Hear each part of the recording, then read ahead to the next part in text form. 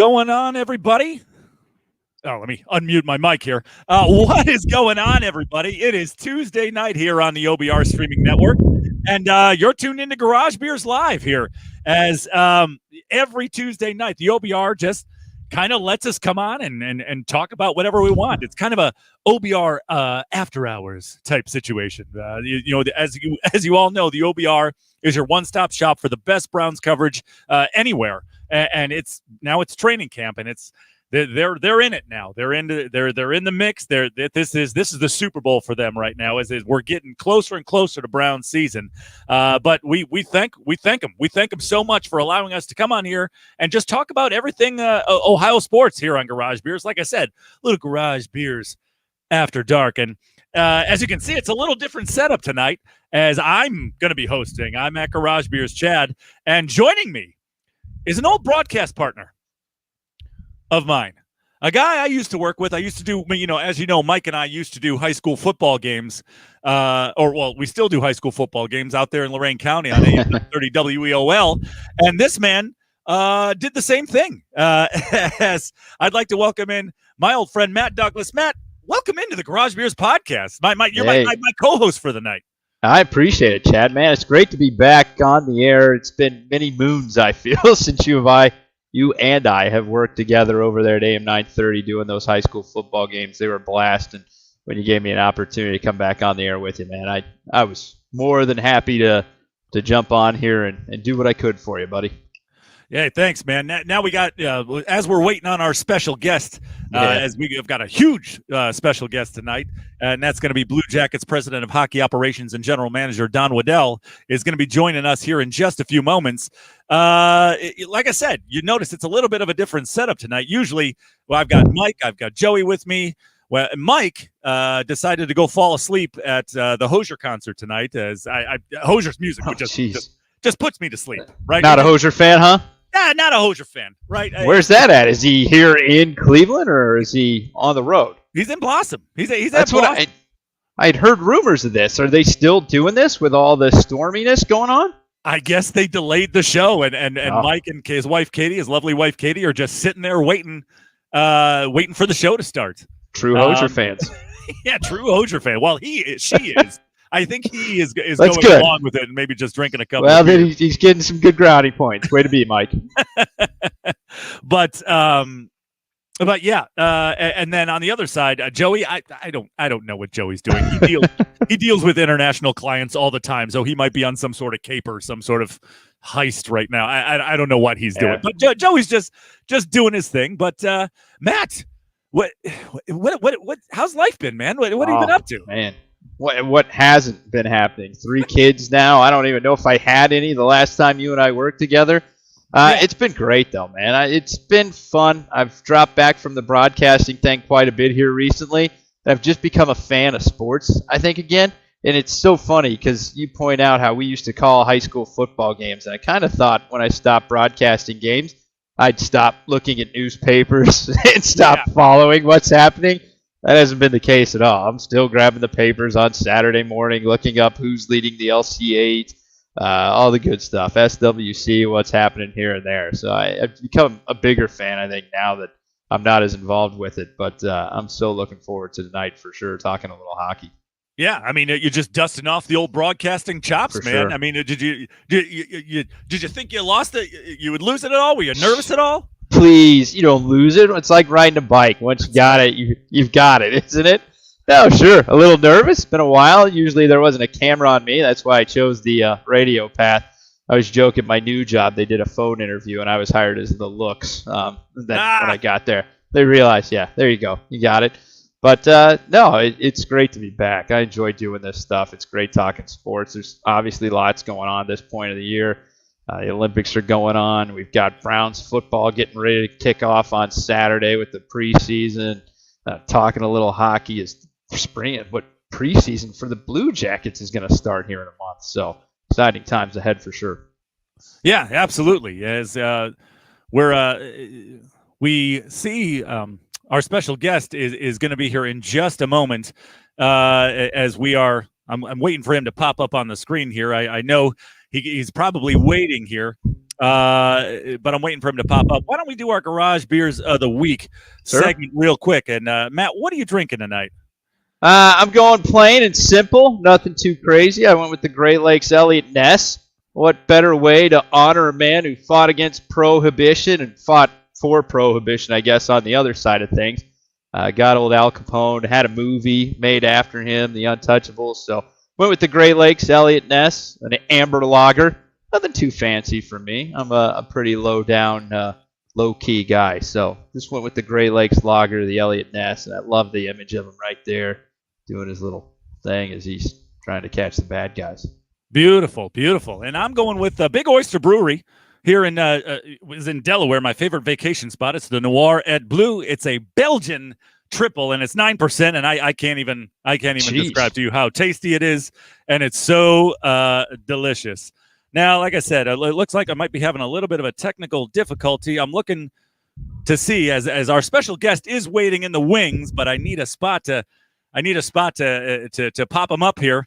So I will have Don just hold on a second. I will have you on in just a second. I apologize for the technical difficulty, but Matt, speaking of the Jackets, you are a huge Jackets fan going back to your intern days with them. Why don't you talk about that a little bit?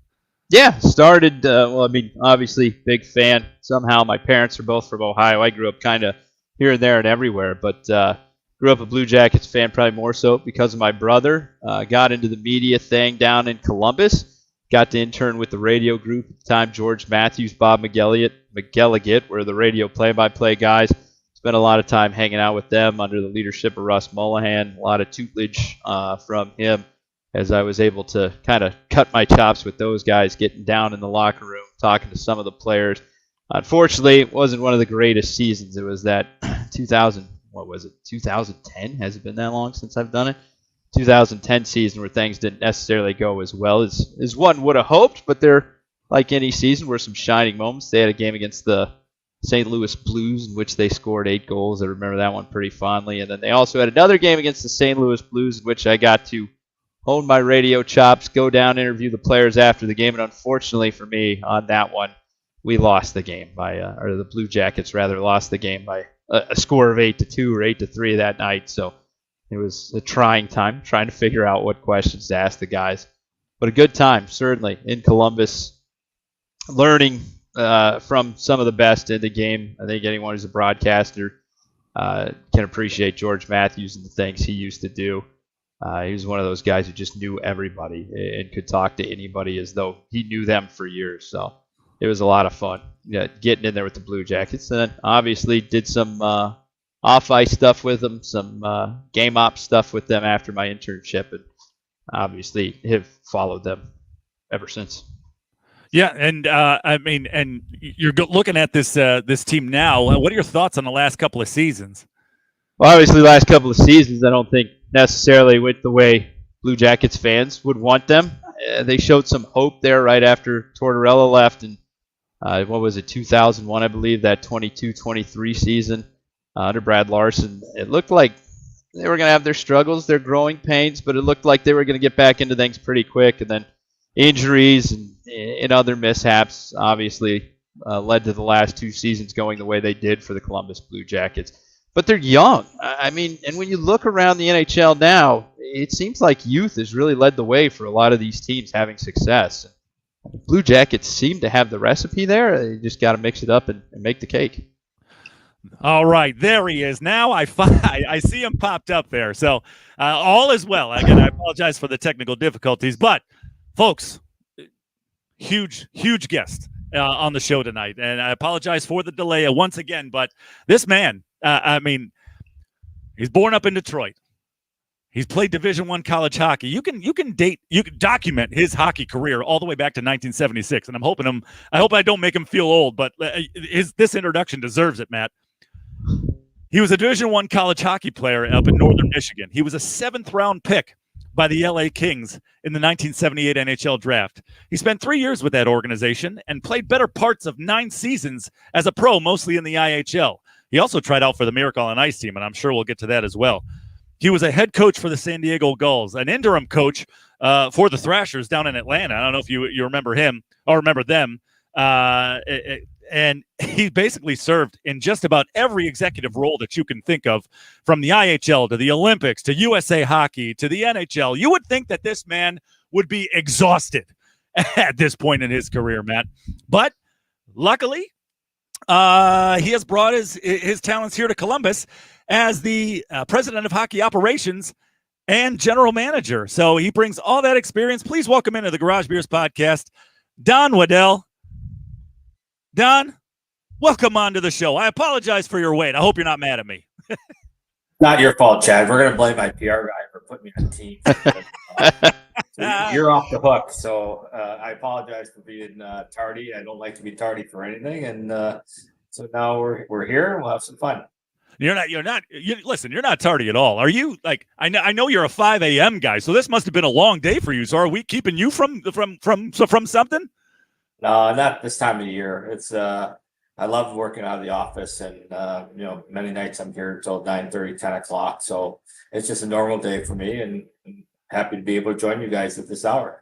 Well, we're happy to have you here, Don. Now, we'll get to all things Blue Jackets here in a few minutes, but as we like to do here on the Garage Beers podcast, we like to, every first-time guest, we like to just get to know you a little bit. So, Detroit, Michigan native, born and raised there. What was it like growing up in Detroit? And what was do you remember that first moment that you kind of knew that hockey was what you wanted to do with your life? Yeah, I was very fortunate. Had three older brothers that all played hockey. So started skating at a young age of 2. By the time I was 5, I was playing organized hockey, and was again very lucky to have people to look up to. But I've been very fortunate, and I grew up right in the city, and Ted Lindsay and Gordie Howe and all these guys were all my heroes when I was growing up. So I had a lot of good people to follow and try to be in their footsteps. But I've been very fortunate along the way. Don, you mentioned you had a lot of guys to follow. Was there anyone you tried to model your game after while you were playing, or did you just do your own thing? Yeah, my era was Bobby Orr. I was a smaller defenseman. I was like I like to say, I was a lover, not a fighter. So I went for the points, and that's how I made my career and survived for a few years. And so he was a player that I idolized because of the position and how he played the game. It's a good person to idolize. Yeah, yeah, I'd say so.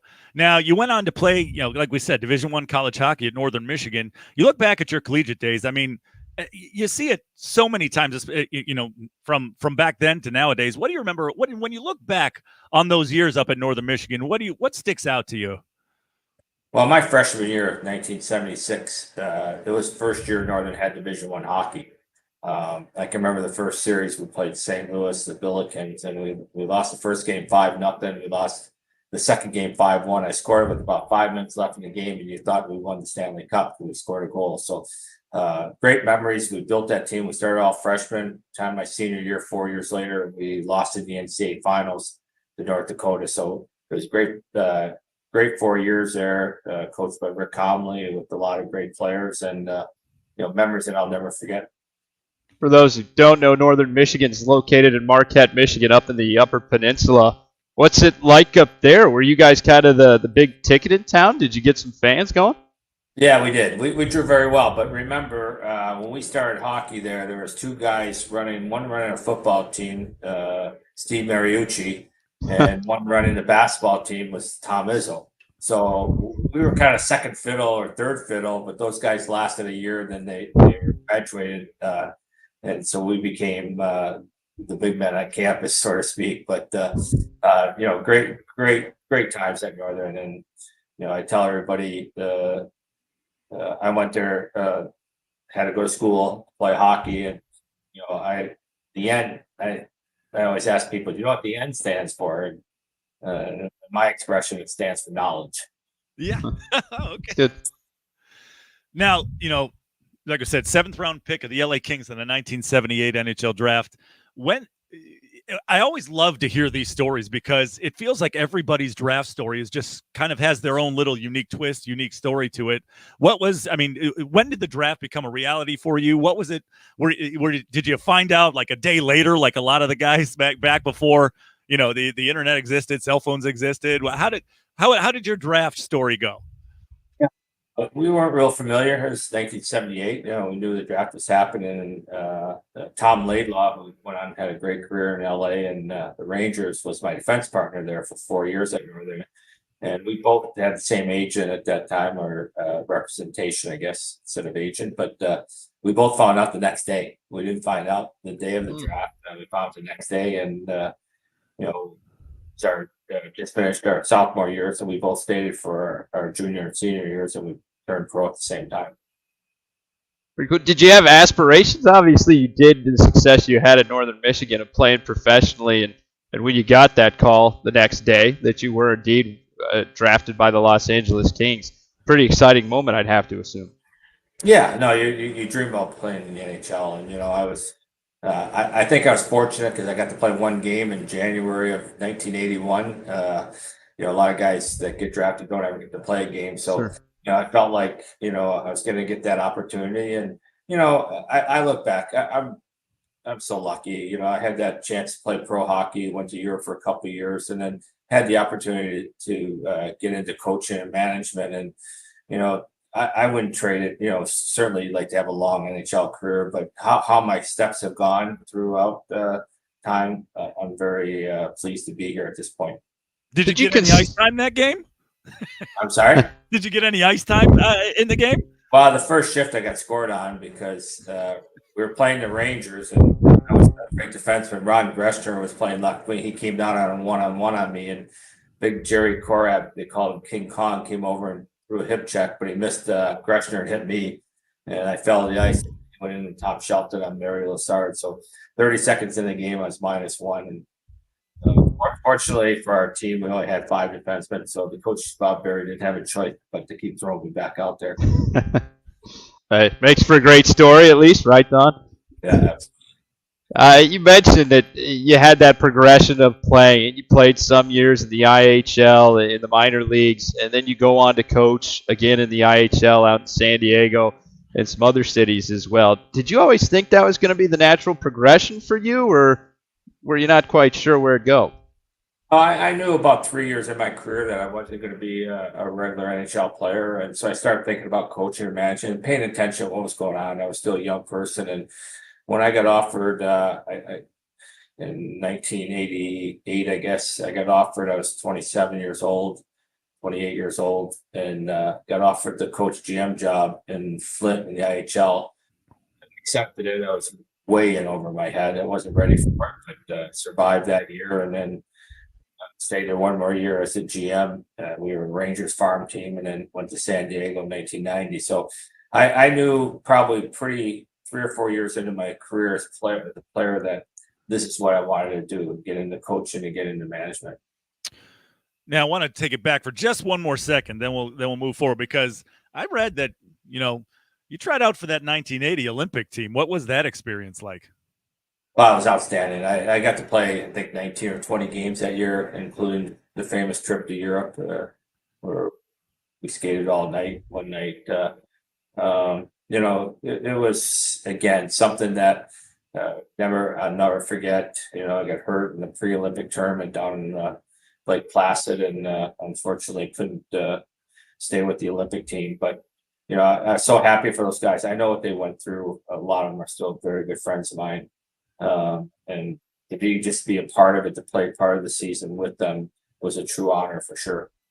Now Rob McClanahan has been a guest previously on this show here, Don, and he told us a lot of great Herb stories. Do you have any that you can at least you can share? Well, probably the one is the Christmas. We all drew names. Okay. Okay. Silent Santa. Well, guess who pulls Herb Brooks? And so we go out, and everybody got their gifts. I had bad acne. Somebody got me some acne cream, and so I bought a whip, and then we made a sign Ayatollah, and I had some help with that. So the whip was my idea. So we go to our Christmas party, and everybody opens their gifts. Everybody's having fun, and Herb gets to his. He opens up. he didn't think it was so funny. I was gonna say that's a gutsy move. Was there a little bit of nervousness as he's unwrapping that? Well, yeah, but it's supposed to be secret. Yeah. Yeah, right. Going on. Good point. He sent us all to our rooms. I wasn't Ken Morrow was my roommate. I'm 3 minutes in the room, and Craig Patrick, the assistant coach, calls me and says, "Don, Herb wants to see you." Oh God. It didn't take long for somebody to squeal me out, that's for sure. And yeah, I'll never forget that lecture I got from Herb. That's for sure. Oh, Was that's crazy. Was the again true like they played it in the movie? Did you guys go again? Like, was that true?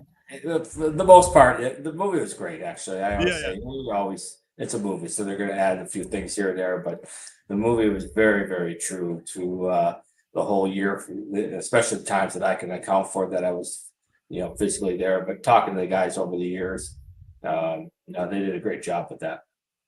Oh man, that's awesome. Now, let's switch gears to the Blue Jackets here in your current role here, Don. You've basically made a career out of starting franchises, building franchises. And, what is it about the challenge of that? And when you look at this Blue Jacket team, what was it about it that attracted you so much to this job? Well, when I came in and met with Mike Priest and ownership, I asked the question, what's the game plan here? Are we trying to rebuild? Are we trying to retool? And they 100% said retool. And I know their lineup. I mean, we played against them and, being in the business you follow. And that's what I wanted to hear. Obviously, I didn't want to go through a rebuild at this point in my career. And I think we have a lot of good young pieces here. So when I met with the ownership and Mike, it was like, it got me excited to say, you know what, we can make something happen here. It's not going to happen overnight, but I think we've already taken some strides and, hiring Dean Everson, I think is going to do a great job for his coaching. And, to me, with the salary cap era, you're going to need young players on your roster. I mean, you look at some of the guys we have, the Fantillis and Johnsons, Sillingers, and, goes on. There's a lot of good young players here that are only going to get better. And then you supplement them with the veterans of, Johnny Hockey, signed Sean Monahan, and, Boone Jenner, and some of these other guys. I think we got a good mix of the veterans and the young players. And, the big thing about playing, couple things. One is you got to make it where the guys want to enjoy playing for each other. And, in this game, scoring goals is what ultimately it takes to win games. But doing that, you need the structure in place. And I think that's where Dean comes in, because Dean's past, this 3 full years in Minnesota, made the playoffs every year. The accountability to the players want structure today. They want to be told what to do and when to do it. And the other thing that goes with that is the mindset. I've sensed when I first got here, we're going to certainly work on that. The mindset is it's acceptable how things have gone, and it's not. If you continue to miss the playoffs every year, it's not acceptable. Our goal is to win a Stanley Cup. Our goal is to compete every year for the Stanley Cup. Is there steps to go get there? Absolutely, but we got to have the mindset that we can't accept losing, and that's one of the big things that I feel that we can change here very quickly. That people get content in what they're doing, and it's just not the players. It trickles down to the staff too. So that's the one thing that I'm a very positive person. That you say if we go into the season saying we're hoping to make the playoffs, that's not the right attitude. We're going into the season to try to win the Stanley Cup, and then you let the pieces fall in place.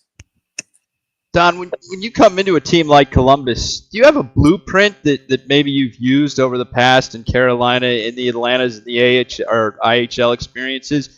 Or do you have to feel things out and sort of get a feel for where the team is as the season's going on and make some decisions down the line?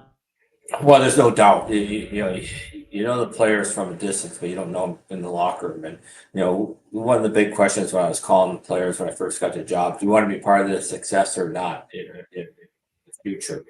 Because we want players that want to be here and want to be part of the progression going forward. So the blueprint is kind of not in place. I look at our roster. I like our roster, but our roster's got to continue to get better. It's hard to make a lot of changes. I think we made 4 or 5 changes now with letting a few players go and signing some guys. I think, again, the biggest change we made is getting Dean Everson as our head coach. I think Dean will do a great job for us. But so the blueprint is not exactly, because you're not starting from scratch. You have a lot of pieces in place, which are a lot of good pieces.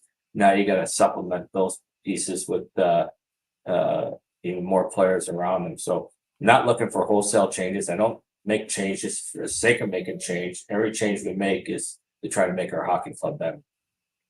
Yeah, Don, you talked about a roadmap. It's that you have. You talked about a roadmap in your introductory press conference, and you just talked about the way you like to build your teams. And you said yourself that this isn't a quick fix. And just if like say for instance your idea of building a team from point A to Z, just to just kind of like from start to finish. If I guess what I'm wondering is, we said this is no quick fix, but it's not a rebuild either. Where do you see that this team is? Are we halfway there? Are we like where in your mind is this team to getting close to the finish line, to the team that you want this team to be?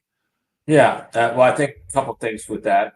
One is some of our younger players are going to get more experience. We have, I think it was 7 players with less than 3 years pro experience, and every year that they play, they're not only going to get better, but they get more mature and understand the NHL. So I think that's a big piece of it too. But answering your question, we're further ahead than probably our record shows of last few years. When I look at the players, there's no reason why we can't take a big step forward from previous seasons. Now, saying that, you got to get some breaks along the way. We've had injuries, problems, which I've been spending lots of times on why that's happened, because we've been pretty much number one league in man game losses. And when you don't have a real deep roster, you can't afford to lose your key guys. So those are some things that there's got to be some luck involved too as you continue throughout the season.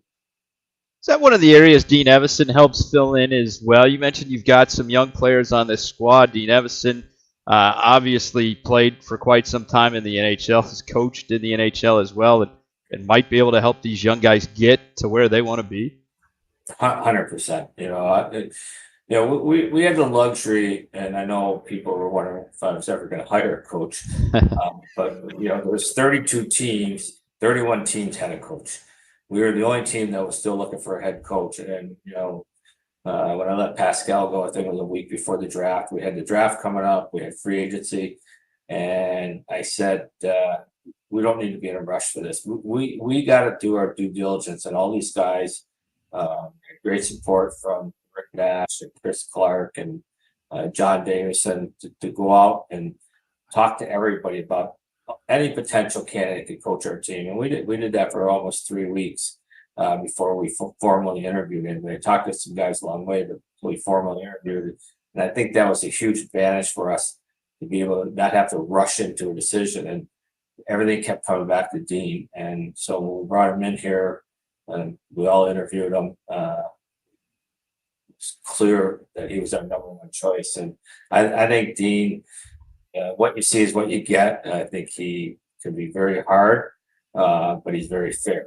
And again, today's player, they want to be told what to do, when to do it, and that's where structure and accountability. And I think that's a strength for Dean. Yeah, Don, and just to kind of elaborate that on that a little bit, is because I'm genuinely curious how these conversations go sometimes, right? Like, because you look at the names that were thrown out there, like the McClellans of the world, the Woodcrofts, Dean Evison. When you're talking to coaches and when you're interviewing coaches, especially the experienced guys, what is it about it? Because like systems don't change a ton when it comes from coach to coach, right? Is it more of a chemistry thing? Are you looking to click right away? What are you looking for when you interview a coach?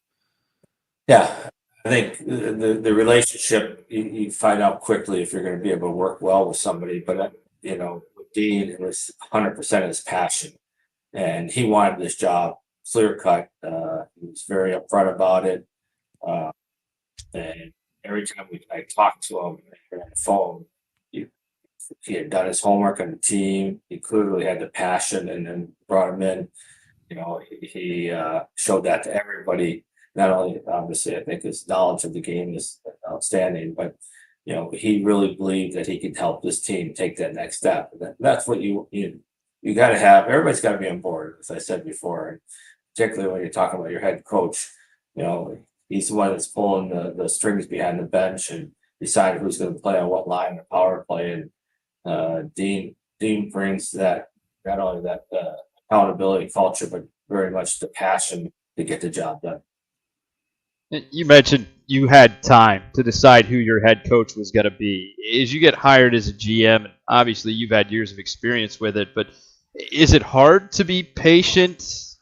Do you want to make that mark right away and get that in there? Did you have to kind of hit the brakes on yourself a little bit?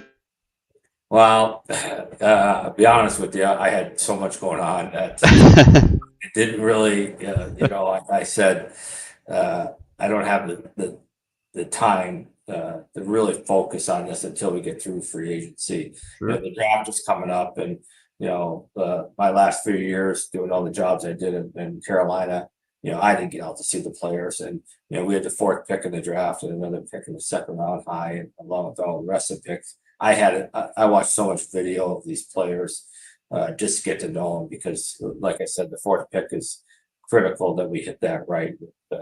We think we did Caden Lindstrom, but so as much as in back of my mind, I knew it was something that we hadn't done. It wasn't for me because I just had so much else on my plate to get done.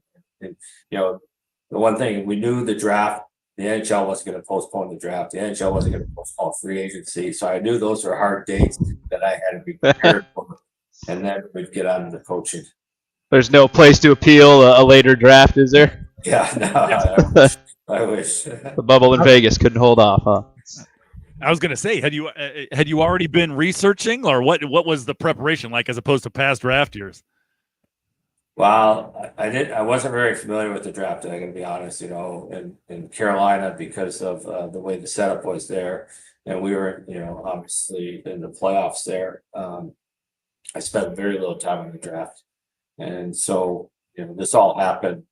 I think we lost on a Thursday night in Game 6 in the 2nd round of the Rangers, and then resigned the next day, and got permission on Sunday to seek other employment. And by Thursday, I was taking the job here. So it all happened so quickly that I didn't have a lot of time to think about, the draft and everything else until I actually put the boots on the ground here, and then started prioritizing what was the most important thing that we had to accomplish in a short time before the draft.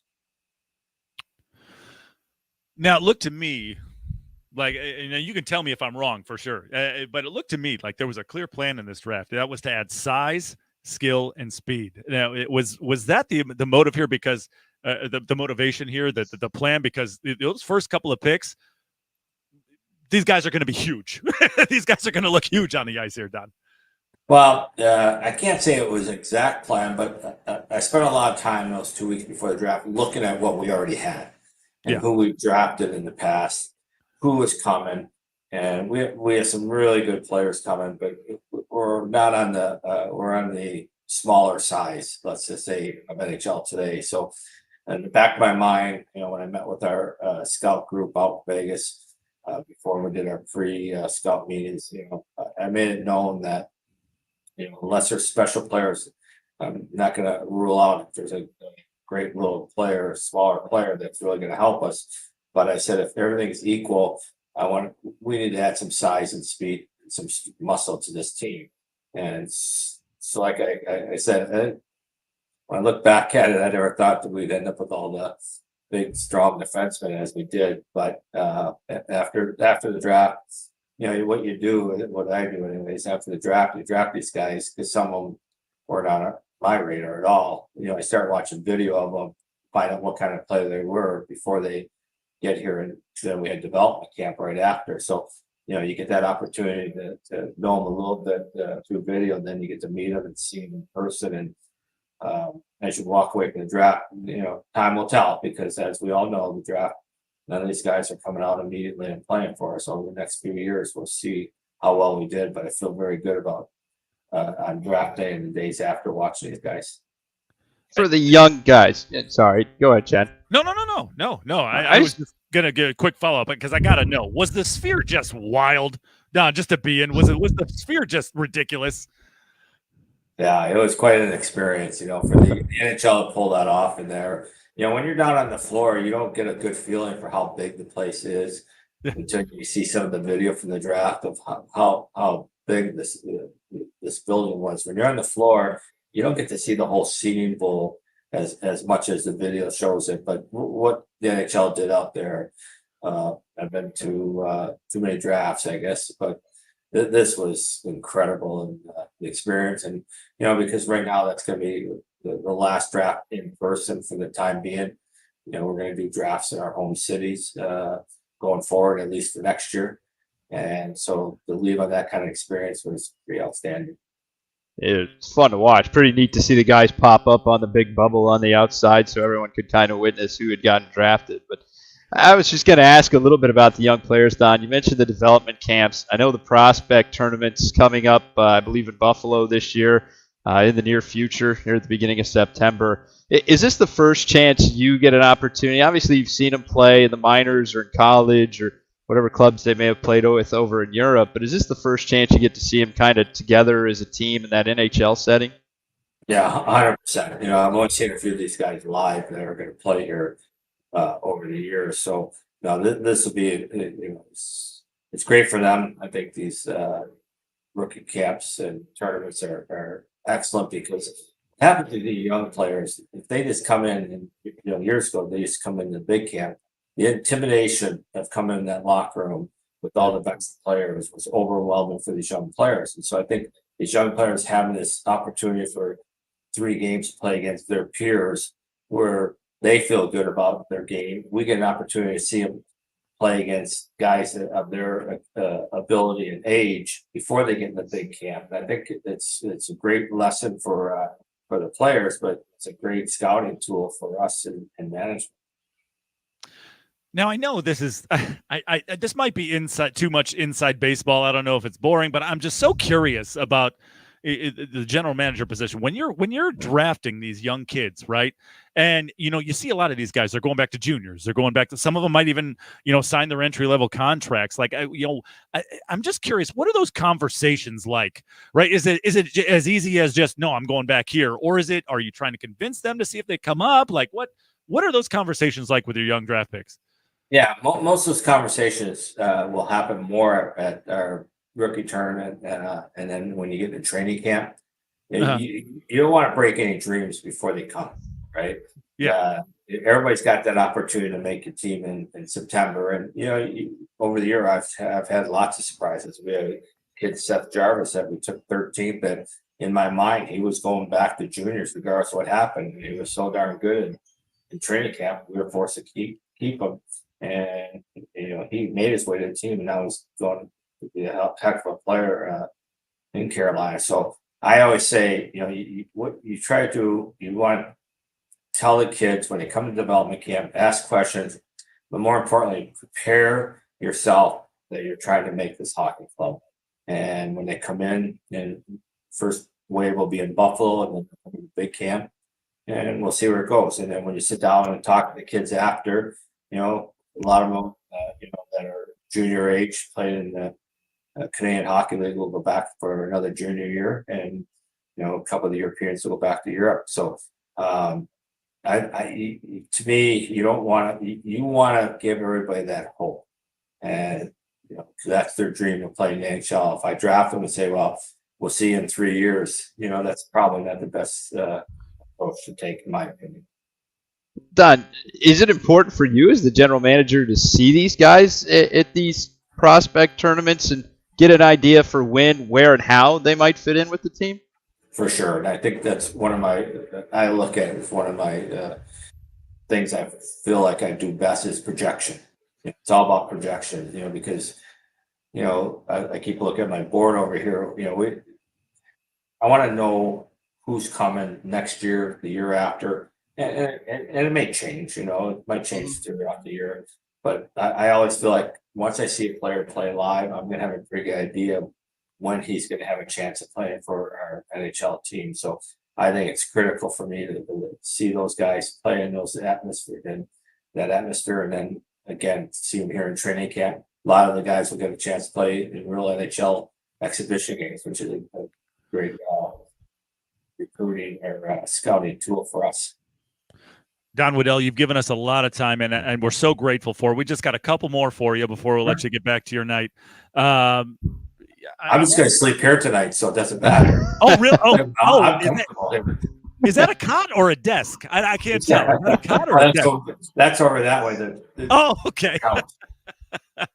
But moving right in. Yeah, I wanted to touch on free agency. You said you weren't going to. Don't expect anything crazy, but you did sign a couple of guys in Sean Monahan and Jack Johnson, the native, the Columbus native. What did you see in those guys that was going to add to this team? Well, I really felt that we could really use a number one center. We got some guys that are going to be number one centers. Adam Fantilli's going to get there, but he doesn't need that pressure right now as a young player. Sean Monahan had great success with Johnny Gaudreau in Calgary. Johnny's a talented player. I've had him with U.S. teams. Should be our best player, highest paid player. But we have to give him somebody to play with. And it just happened when we looked at the centers that are out there. There's 2 or 3 that we felt would do that. And Sean, when we talked to his agent on July 1st, really expressed a big interest in coming here. That's a big selling point. People talk about Columbus, and it used to be, maybe a place players didn't want to go. Players want to come here now. The ownership and management has treated these players unbelievable. I'm just amazed every day at things that I find out about what they do for players. So Sean wanted to be here. It's fortunate for Johnny that Sean's here, because I think, we're all hoping that they can reconnect. But with Sean and Jack Johnson, I also felt we needed some more leadership on this hockey team. You got Boone Jenner, and you got Sean Corelli and Brunson. You got some good guys there, but with as many young players, we don't have a lot of between, and what I call in between players. There are a lot of good veterans now, and a lot of good young players, and not a lot of players in between. So I felt that bringing a few more veterans in, and we might even do something else before the end of the summer. I think helps the younger players. You get good leadership, good veteran players. It can be really big for our young players. Well, Jack Johnson on that accord was one of those guys who helped build what Columbus became in 13, 14, 15, 16, and so on. Is that a big part of why you bring him in, so he can help build that back up again? Yeah, what he did here, but more what he's done throughout his career. Here he is. He's not a young guy, and he played 80 games last year in Colorado on a good team. And when I talked to their GM, they had so many young players coming. He said, "Don, I'd love to bring him back. I just can't." He said, "You should sign him for sure." And obviously, Jack had an interest in coming here because of, living in the area and that. So to me, it was a no-brainer. I brought Jack down here right after free agency, met with him at the arena here, talked to him for a while, and we had the deal done that night because he wanted to be here. We wanted him here. And the other thing, you also, when you lead, leading is not always vocal. Some guys are better leaders just by example. And, if you ever see Jack Johnson, and you will see him eventually, his conditioning is off the charts. He works out every single day. He built a huge gym in his house. Now he comes here 3 days a week at our facility. He takes, and this is why he's been effective at this point of his career. So that can only rub off on our young players. When you see a guy that's played 18 years in the NHL with his success and how hard he works to keep it going, it's got, if I'm a young player and I'm thinking, I extend my career, every time I extend my career by a year or so, the average salary is $4 million a year now.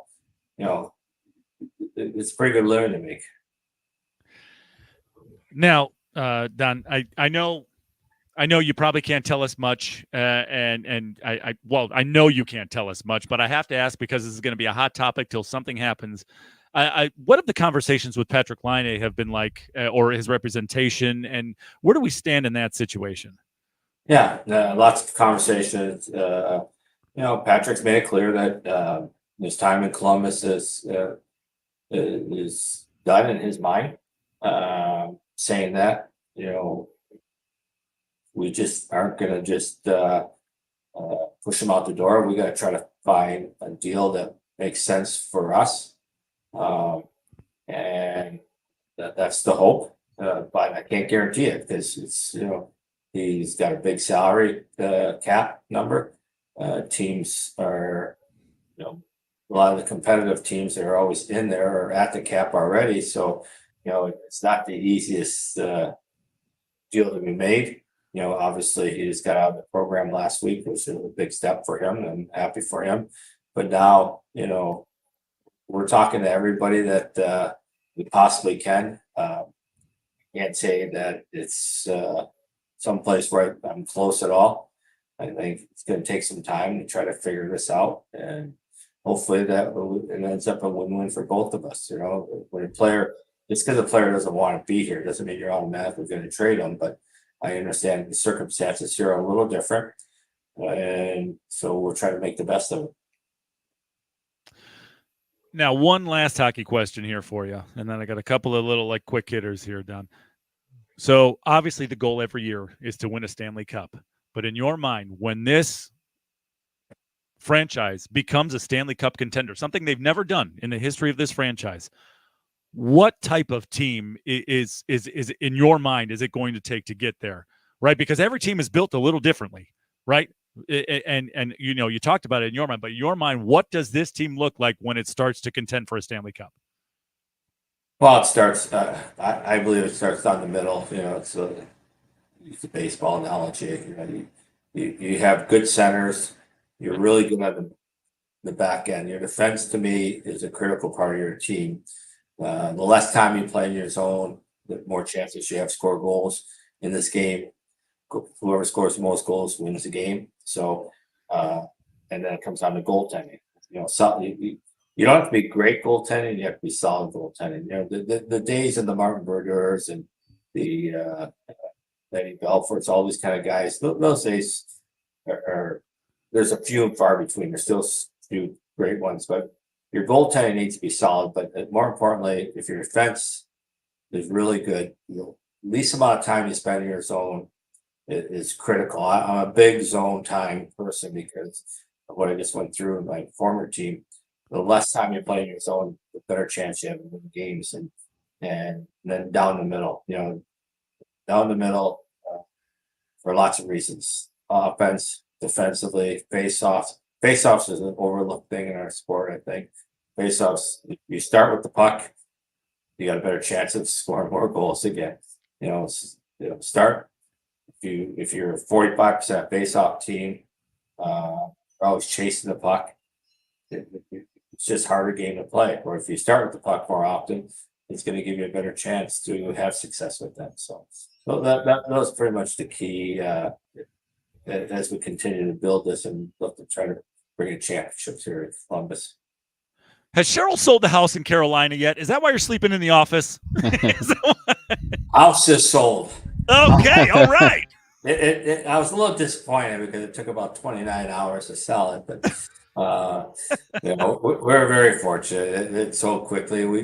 Cheryl came up the day of the press conference and looked at 19 houses in 2.5 days, and before we left that Friday, bought a house. So it's the 23rd house we bought together, so we kind of know what we want. She knows what she wants. So we're moved in already, and everything's good. A lot of experience buying the houses. Don, I got to ask you real quick. The Stadium Series this year, this is the first time Ohio's had this. Columbus has had this. It's pretty exciting, obviously, for the fans, for the players, for the front office. Is there that same excitement to kind of show the world? You went through this in Carolina. This gives you a real opportunity to show you what it's all about. At the time of the outdoor game that I went through, it's one of the 2 or 3 best memories of hockey for me. Obviously, as part of a Stanley Cup team in Detroit, but it was outstanding. And what people are going to witness here at Ohio State, especially playing against the Red Wings. Yeah. You know, it's just it's so cool of an atmosphere. The NHL with these major events does a great job. We just talked about the draft at the Spear.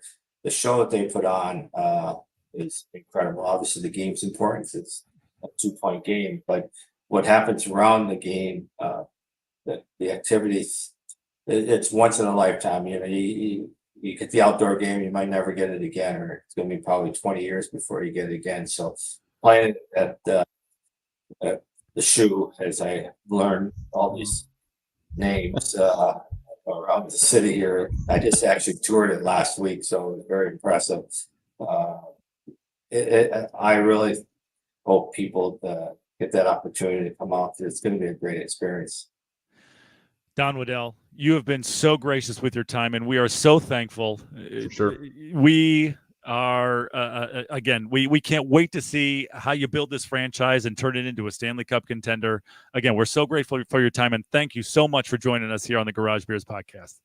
No, I wouldn't have missed it. I enjoyed it very much, and be happy to come back whenever you don't have any guests at all. And, you know, you're speed dialing in 10 minutes before your show. You need We'll write it down. Right. We'll just say, like, anytime we need somebody, let's call Don. Thank you so much. Thanks, Don. guys. Enjoyed it. Thank you. Yeah, appreciate it, Don. Appreciate it. Take care.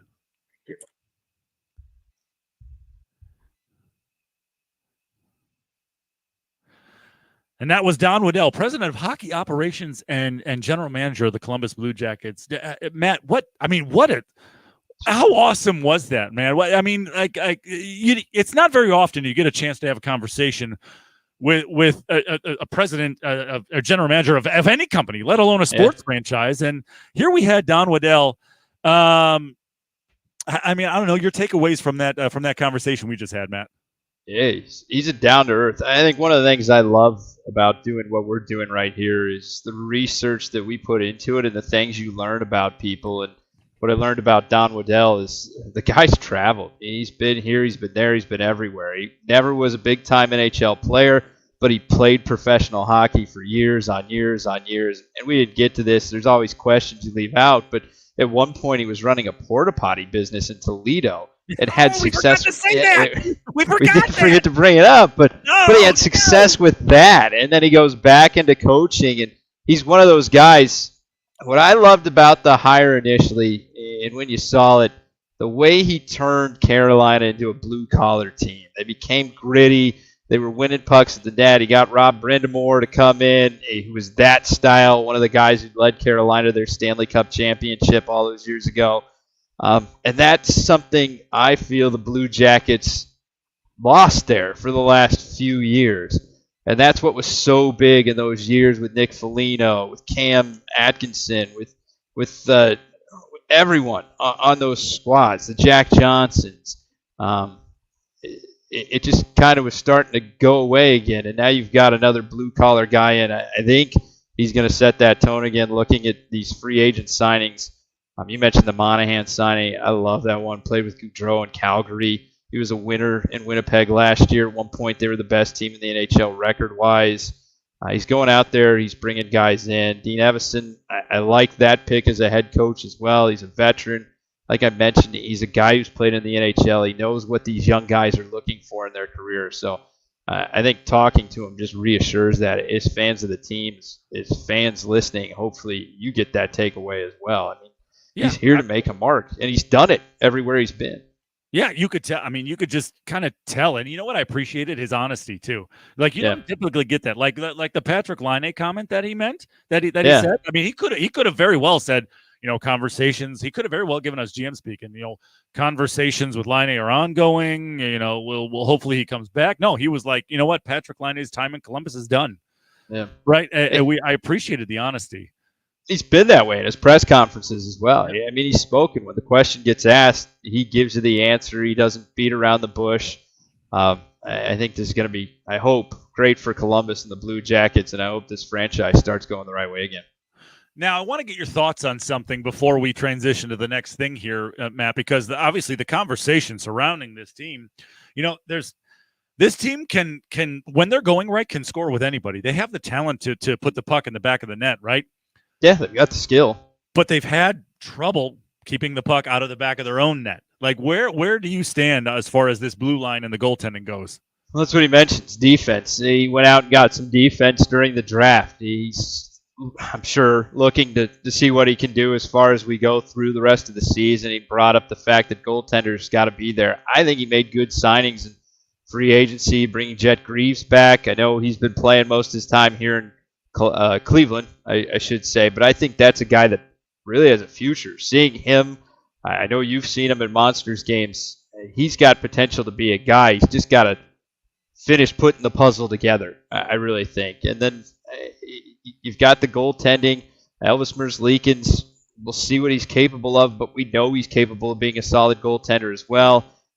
It's the defense that has to figure a few things out on that blue line, but he came in and made some change. Guys went on their way, and again, he drafted some players in there. So I think he's got an idea for what he wants to do defensively. Yes, that has to be an area of this team that certainly gets better. Is it all right? Last thing, because is this, in your opinion, is this a shit or get off the pot year for Elvis, or has it been more of a blue line issue when it comes to Elvis? Or is it a mix of both? Well, I mean, a tremendous blue line can make a lot of guys look really good. Look at the Chicago Blackhawks when they won their Stanley Cups. They didn't always have the greatest goaltending, but man, they had guys back there who would make sure if the puck was blocked, it wasn't going to get on the net on a rebound. So, yeah, I think that plays a role. I do think there's a little something to Elvis. Rumors were he wanted to trade last year. He came out, for lack of a better word, during one of the press conference, not press conference, but one of the questions after one of the games. He said, yeah, I don't really want to be here. He's honest. You have to appreciate that too. But he put it aside, did start playing for them. So, yeah, I think this is his year to show what he's capable of doing. If he wants out of Columbus, I think pieces are there that you could make a good trade for him if he shows he's that capable player, if he still wants out. Or he could be that next Sergei Bobrovsky who lifts the Blue Jackets to some success. But, yes, I do think this is his year to finally show what he's capable of doing. I know expectations were high for him coming in. I don't think they've quite been met yet. No, definitely not. And I mean, obviously, you had the death of his best friend. Yeah. And, I've said this before. You never want to downplay what he went through mentally when he lost to, Matisse. For sure. But, it's been a couple years now. It's like there comes a time when he has to be able to put that aside and perform on the ice, no? Yeah, he's still the starting goaltender for the Columbus Blue Jackets. That's what he wants to be. He wants to be a starting goaltender in the NHL, and right now they're the ones giving him his chance. So that's where he's got to make his name. Even if he wants out, he's got to make his name in Columbus, it seems. All right, we see you in the comments, but so if you please get in there. If you guys, tell me what you're drinking. Tell me what if you have a comment on tonight's show, the Don Waddell interview. That was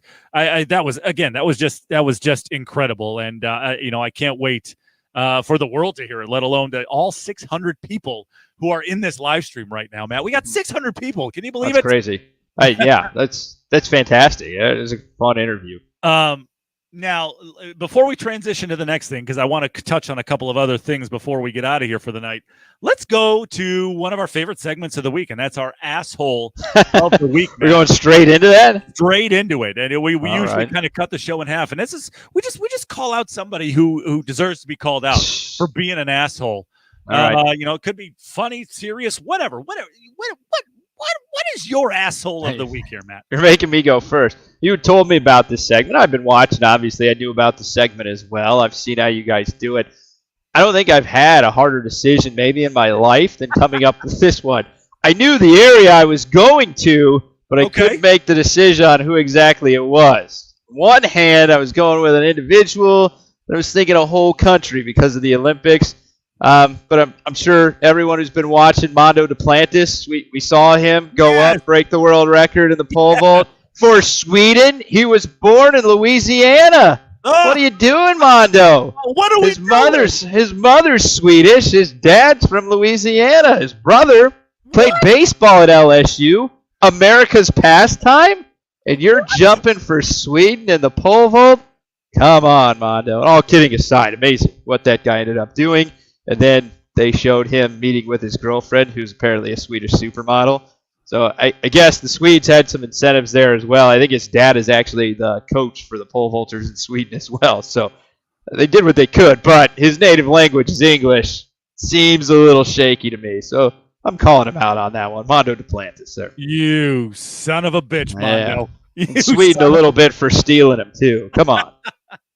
Well, that was better than what I had because my asshole of the week was going to be training camp because stop getting injured, Brown. Yeah, no kidding. Okay? Stop Could getting we? injured. All right? Are we wearing the puffy helmets and everything now? Shouldn't we be stopping?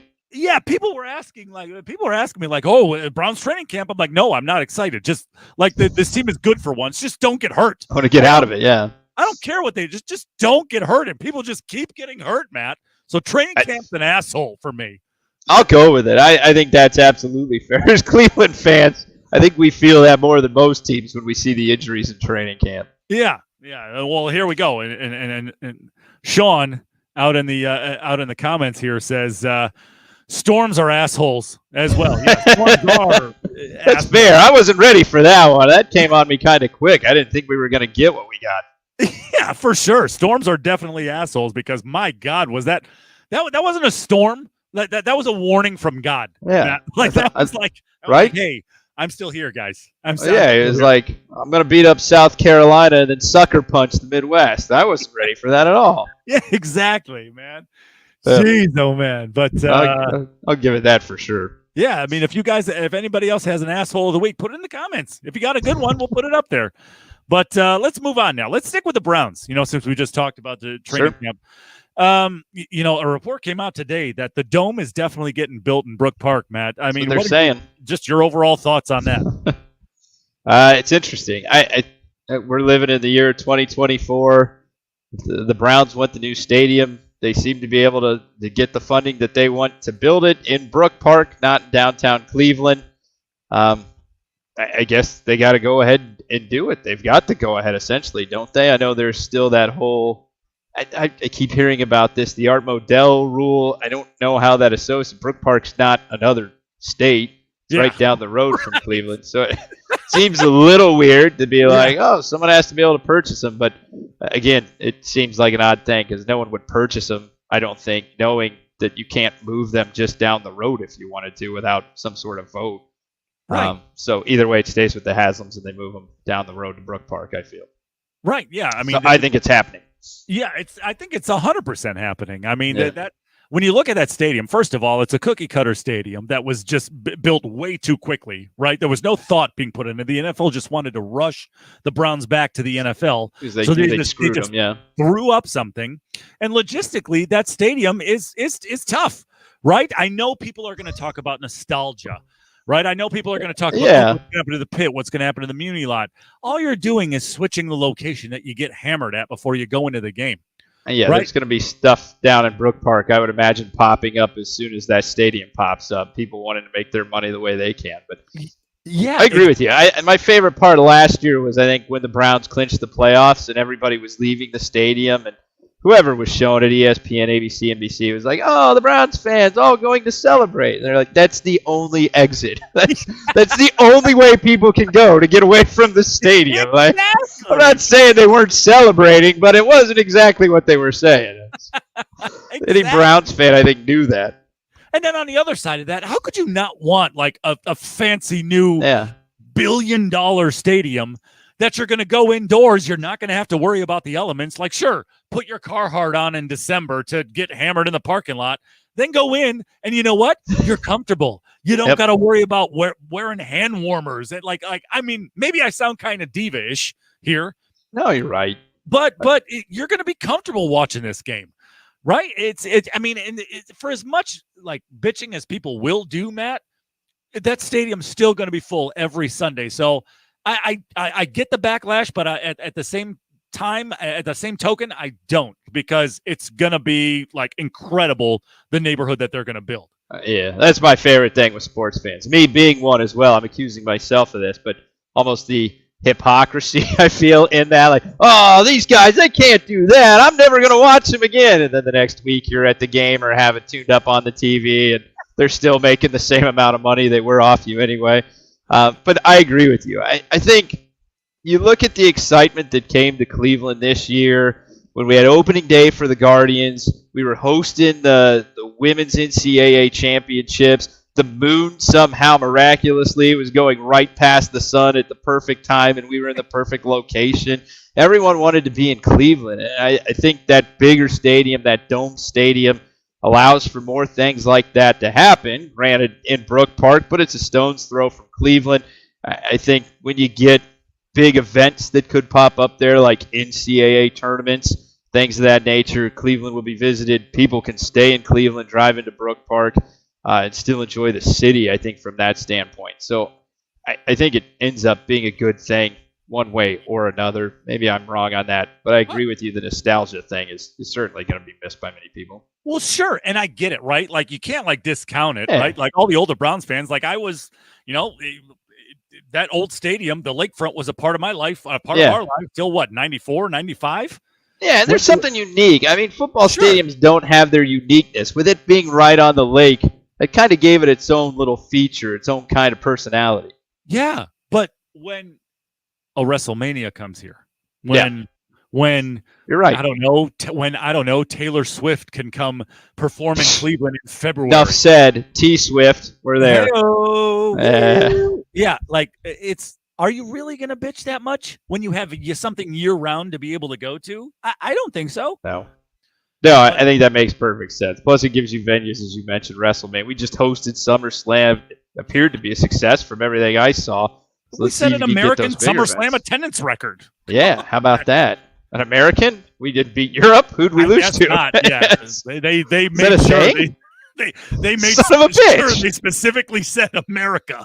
So hey, we lost to a European group in SummerSlam. We lead America. Come on, Cleveland. We can do better than that. Yeah.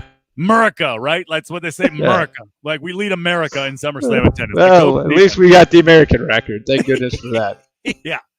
That's great. Yeah, but it's nothing but good things coming for that Dome Stadium in Brook Park. But let's switch. Let's talk about training camp a little bit here, Matt. I mean, are you someone who gets into training camp, who gets excited about training camp, or are you?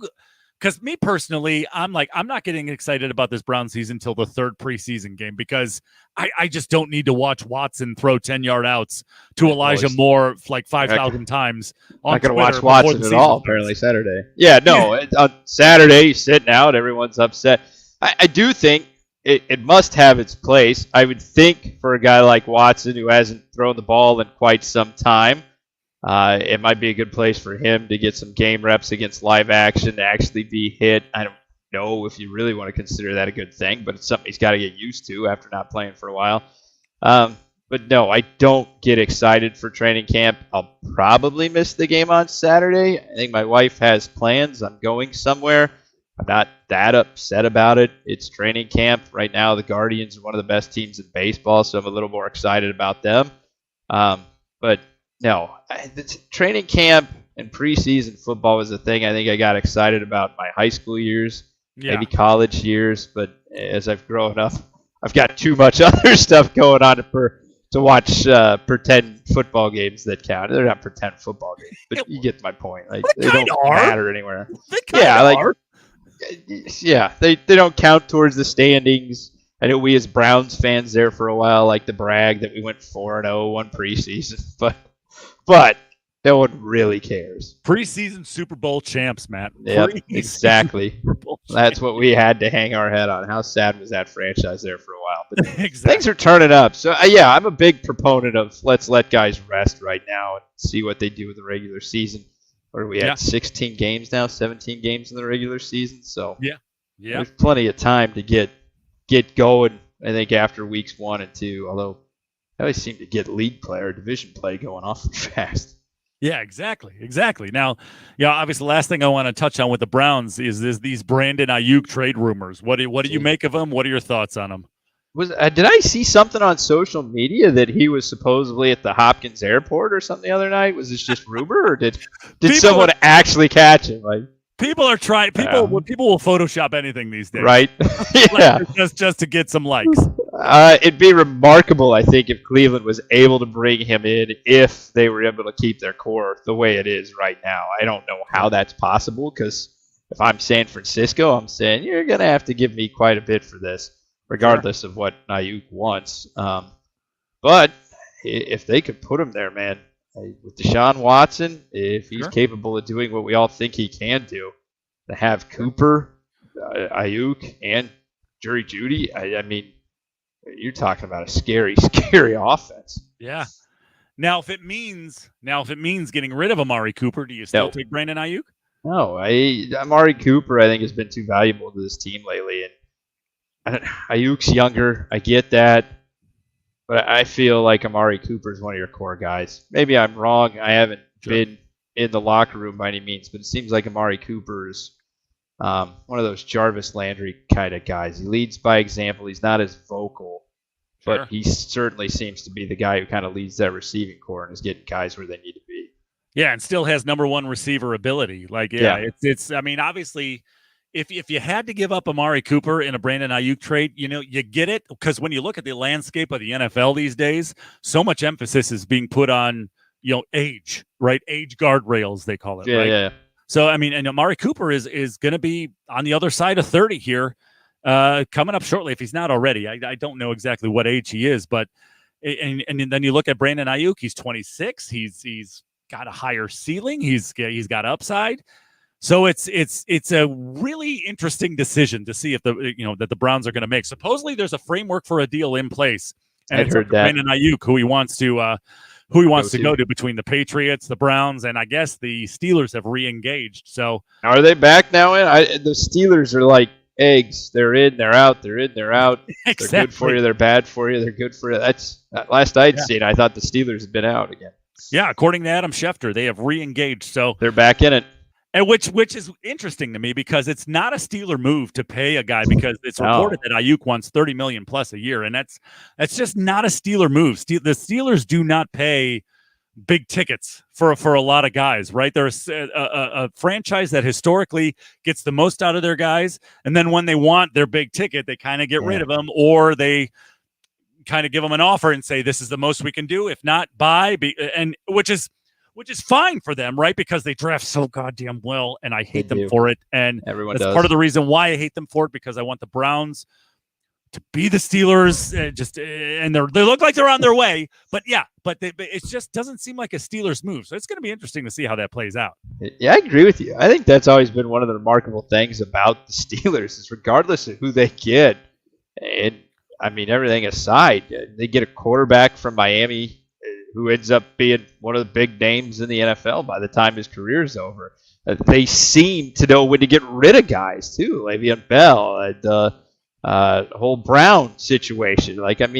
They've always seemed to be on the right end of things. When guys want to go, they say, all right, it's time for you to pack your bags and hit the road. And they don't seem to produce anywhere else. So, yes, it's one of the things I hate about the Steelers as well. They know how to grow guys, and they seem to do it in-house better than anyone else does. Yeah. But first preseason game for the Browns this Saturday against the Green Bay Packers. Again, you're not going to see Deshaun Watson. Should be a barn burner. Yeah. You're not going to see Deshaun Watson, but you will see Jordan Love. So it's going to be, Jameis Winston, too. It'll be interesting to see what Jameis Winston does. So there's some interest there. Yeah, I mean, it's Jameis Winston, a guy who, I don't know, it seems like a younger Joe Flacco. I don't know. We'll see. But it's an interesting take on that. Yeah, I guess so. Yeah. Last thing I want to talk about before we get to our cheers of the week, Matt, here is the Guardians. You mentioned them a little earlier. Best record in baseball, if that is, if that still is true. I haven't checked the standings lately, but I know they're up there. For sure, and just I know. I mean, it's everybody knows how they're doing this year, right? I mean, it's going to be no shocker. But I haven't talked to you in a while, Matt. So I want to get your thoughts on how this Guardian season has played out so far. Well, obviously, I'm excited about what's taking place. I think we all kind of thought maybe I'm wrong. Maybe a lot of people know baseball better than I do, and I'm willing to accept that. Terry Francona, I thought when he left, this guy's been doing it with popsicle sticks and bubble gum, it seemed, there for quite a few years, and was making this a playoff team. And then last year went the way it went. We brought in a new manager, Stephen Vogt, who I knew had been a catcher in Oakland, played for the A's. And had success from that position. But I thought, how are you going to bring a guy straight from being, what was he, a bench manager in Seattle at the time? Yeah, bench manager. He was one of the lower tier, manager, coach of guys out there. And my goodness, the guy's got to be up for coach of the year, I feel, with what he's done with the Guardians this season. Doesn't he? Yeah, I mean, he has to be in the conversation. Yeah, 100%. I don't see how you can leave him out. I love it. And what's fun this year, too, is we're doing it differently than we've been doing it all the years we had success. We're doing it, the bullpen is unbelievably good. And now we're like, all right, come on, starters. You just got to get us 4 or 5 innings. Let us get to the bullpen. Like, that's never been a case for the Cleveland Guardians or Indians or whatever we're calling them at whatever point in time and period. But, it's exciting, man. I was talking to my cousin or my nephew. He lives down in Texas. He gets excited for the Guardians and brought up the idea. He was like, do you think Quan could win MVP? It'd take a lot. He's not winning it this year by any means with what Bryce Harper's doing in Philly and some of the other guys. Well, that'd be National League MVP. But it'd take a lot for a guy to be a pure hitter. But, damn it, he's fun to watch, man. He doesn't strike out. He reminds me of Tony Gwynn back in the day. He just will not let you get him out. He's going to force you to make the play. He's great to watch. Yeah, it's been an interesting season so far, right? Because, the calling card of this team for so long has been the starting pitching, right? It's been the starting pitching. And this year, it's not. The struggle, it's not. The struggle has been the starting pitching, but the offense has been able to has been able to pick up the starting pitching, and they've been able to have success out of that, man. So it's kind of a weird role reversal that this team has gone through this year. Yeah, I remember one of the memes early in the season when it started. It was right before Easter, and somebody said, "Who'd have thought?" It was a meme or something. Somebody had said it to me, but it says Jesus coming back to see the Cleveland Guardians in first place in leading Major League Baseball in runs, or something like along those lines. And you thought, oh yeah, because it'll probably come to an end before too long, but it hasn't. The offense has been amazing this year for the Guardians. And you know what's fun too, Chad, is when they lose, they're still in games. Yeah, they're not getting blown out. I mean, from time to time, but last night was another example. It looked like they were done for. They forced extra innings. They forced it into a 10th inning. Things go a little awry, and Arizona ends up winning. But it's a great team to watch. Man, they're one of the best teams in baseball. It doesn't look like that's coming to an end anytime soon, although this portion of the schedule does seem to be a little bit tougher for them. Yeah, I mean, it's interesting how you got to ride. I mean, we talk about it all the time on this podcast, Matt. It's interesting how you got to ride the ebbs and flows of a baseball season. Yeah. Right. Like, because it's just so long. And I love it when I see people online, right? I love it when I see people online going nuts over, the Guardians have lost 5 in a row. What's Stephen Vogt doing, or what's Terry Francona doing? But it's just, we're still over 50 games left in this season, Matt. So it's like, at what point do you just start to get totally concerned about the Guardians, or at what point is it? It's just a weird place to be, to get upset at the Guardians, even though it's a marathon and just and not a sprint. Like the total cliche that there is about a baseball season, but it's just. You just give them a little bit more time, right? I'll worry more about how they're playing in game 140, 145, especially when they're competing like this year with the best record in baseball. Yeah. I mean, at this point of the season, I think, too, is one of the key things. The best record in baseball. It's fun to say 3 weeks, a month, maybe 2 months into the season. But, I mean, when you're getting to this point of the year and we're seeing the back half of the year now, and we're not the best team in the division, which has historically not been so great, but oddly is really good this year, and we're still sort of running away with it. I think we're at 4 games up on Minnesota at this point, who's playing very good baseball as well. But, yeah, this team, we find things to complain about as fans, especially as Cleveland fans. But it's hard to get too down on this Cleveland Guardians team, because I feel anytime you start to have that feeling, what was the stat I saw the other day? They haven't lost more than 3 games in a row this season, or maybe they haven't lost 3 games in a row yet. Right. That's awesome. Like, when you start to get down on them, they just win again. And you're like, all right, there's the Cleveland Guardians we all know. They're the home runs. What was that game the other night against Baltimore where they bashed 10 runs, and 5 of them were home runs? Like, I mean, the ball's just sailing this year at Progressive Field. They're a fun team to watch. And like I said, it's hard to stay down on them. You can always get down on them, but they've been hard to stay down on this year by any means. What did you think about the moves they made at the trade deadline? Now, I mean, it's obviously Lane Thomas and Alex Cobb. Alex Cobb is almost back, right? He had a blister. He had a little bit of a setback, so he needs another rehab start. But Alex Cobb was an all-star last year. So whenever he's been able to be in the rotation, he has been a solid starter, right? Not maybe, a few years back, 2013, he was great. He was an ace for the Tampa Bay Rays, but he's been solid throughout his career. Mm-hmm. Lane Thomas, a guy who mashes left-handed pitching. These just seemed like total Guardians moves, right? You're never going to expect this Guardians team to go get the big names, right? You're never going to expect them. You're always going to expect them to try to make smart, calculated moves. What did you think of those moves at the deadline? Yeah, I liked them. I liked the fact that there were no real glamorous moves this time around. Again, Thomas and Cobb, great pickups. You had a bat. You had some pitching to the rotation, something that they've needed this season. But I think one of the biggest things they do is they want to keep this core together. You want to keep this team going. There were no major guys going out. There's the prospect aspect of things that I know a lot of people can get upset about. I won't lie. I don't follow the prospects well enough to understand everyone. It seems so many times when we've traded the next great prospect, they didn't seem to work out wherever it was they went. So somebody knows something in the front office. I've questioned them before many times.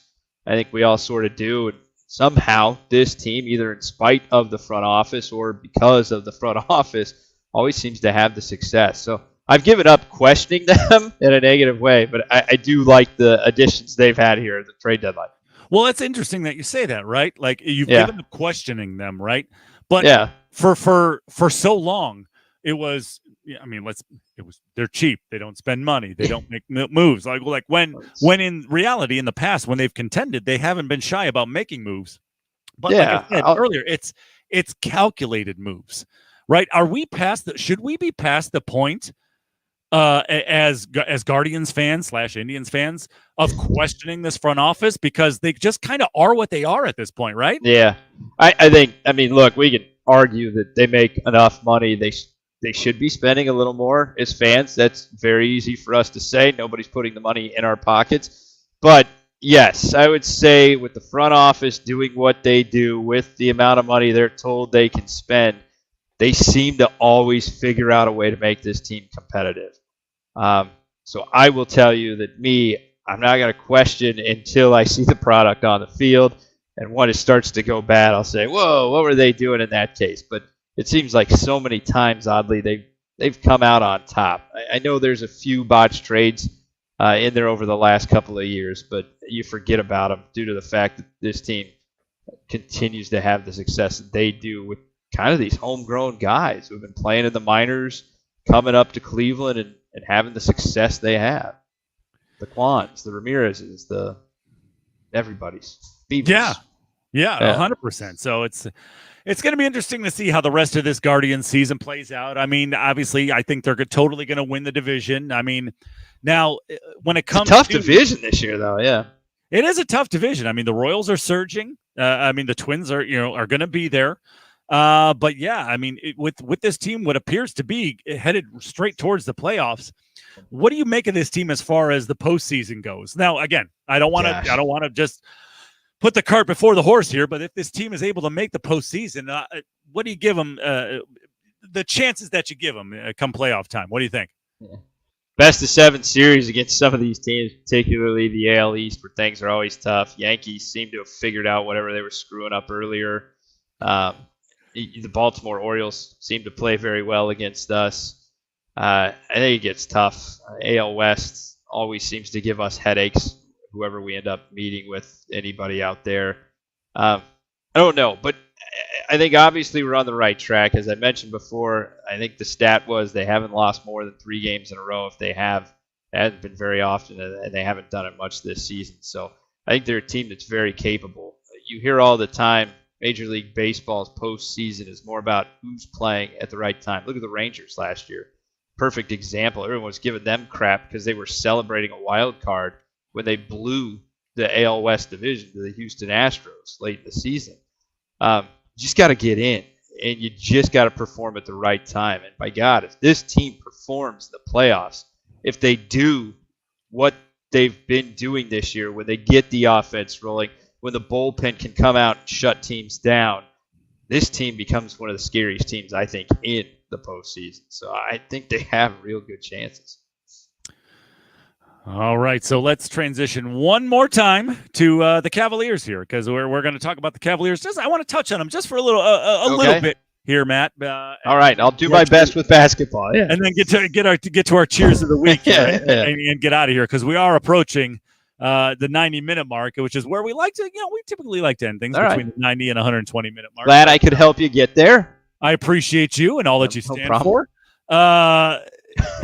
Cavaliers, right? I mean, it's obviously from the moves they made this offseason, they weren't going to be able to do much, but it was clear that they had the plan to keep this core four intact, right? They extend Jared Allen, they extend Evan Mobley, they extend Donovan Mitchell, which was the top priority. It's a big one of this offseason. So, I mean, and I know everybody in every city loves to have a big splash as far as free agency goes, someone that wasn't on their team last year. But in reality, you look at the coach that they hired, and you got to think that was probably the biggest move of this offseason here for the Cavaliers and Kenny Atkinson, a guy who is known for player development, and then to give the big contracts to their core pieces. It says something about the confidence that this management group of the Cavaliers has in this core four, doesn't it? Yeah, I mean, Mitchell signed shortly after the Atkinson hiring, if I'm not mistaken, as well, which seems to show that he's happy with who they've decided to place the head coaching realm, which I think in the NBA is one of the biggest things to stay on top of as a front office. Are your players happy, particularly the guys who score a lot of the points? And as you mentioned, keeping those core guys, that's what the Cleveland Cavaliers had to do. They had success last year. They're a young group of guys. It's a matter of teaching them how to sustain it, in my opinion. They knew they could go out there. They were playing with the Boston Celtics midway point of the season early on.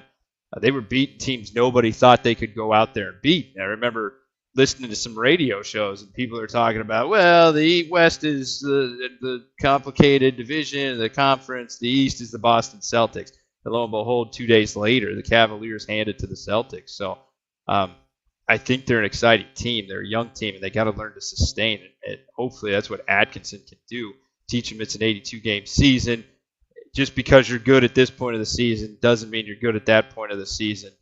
You got to keep the work in. You got to keep the effort in. Obviously, injuries had a lot to do with that, particularly toward the playoff run. But if they can sustain it, they become one of the scarier teams in basketball, I think. Don't you? Yeah, absolutely, 100%. I mean, like I said, it gives them the confidence that this team can go somewhere. I mean, if you look at the progression of this team and head coach JB Bickerstaff, they've gone from 17 wins to 38 wins to 41 wins to 50 wins to 55 wins. So, and there's nothing bad to say about JB Bickerstaff. It's just they were looking for someone to be able to take this team to the next level, and they think Kenny Atkinson is able to do that. And if he can get someone like an Evan Mobley going, and maybe return Darius Garland to his all-star form that he was 2 years ago, and people please stop hitting him in the face because he just has too many facial injuries. Stop it. I mean, you got to think that it's you got to think that Kenny Atkinson, you look at it as kind of the Mark Jackson to the Steve Kerr. I'm not saying by any means that Kenny Atkinson is Steve Kerr, but in a sense, like JB Bickerstaff was the coach to get this team back to a playoff contender, right? And that's what Mark Jackson was for the Warriors. Every year, the Warriors were playoff contenders. And now the Cavs were looking for the guy to take them to that next step, and they think Kenny Atkinson is the guy. So hopefully that is that it works out for him there, Matt. Yeah, I'm looking forward to it. Again, I think I referenced this during the Blue Jackets talk. Is the Cavs are a blue collar team. I think we love that here in Cleveland. There's don't get me wrong, Donovan Mitchell. No one's calling him a slough. No one's calling any of the guys on this team a slough, but they're a team that has to work for their wins. I mean, they're in a conference that is now being ruled by the Boston Celtics. They won their championship this year. It's going to be hard to take it away from them, but the Cavaliers grind. And when they grind, they are a fun team to watch. They have success.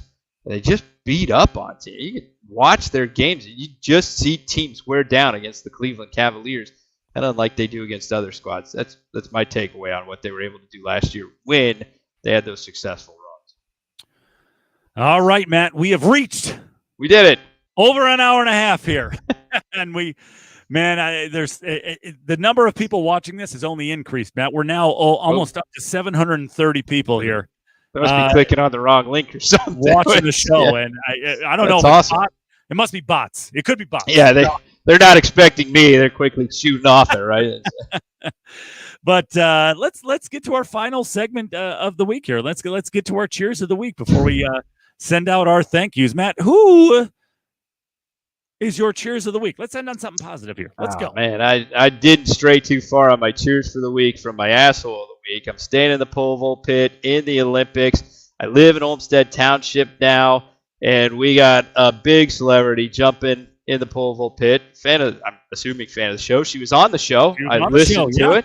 100%. Yeah, Katie Moon. I'm going to go with her. Olmsted Falls Bulldogs. Go Bulldogs. Got a headset on right now, so I can't put the hat on. But pretty exciting here. She's awesome for the community as well. She came back recently, brought some pole vault stars with her. The national championship from Rutgers, national champion from Rutgers, came by. They put on a show for the local kids, for the local community around here. So she gained a lot of fans, I think, that weekend, and certainly I'm into it. I think she's jumping tomorrow, pole vault tomorrow.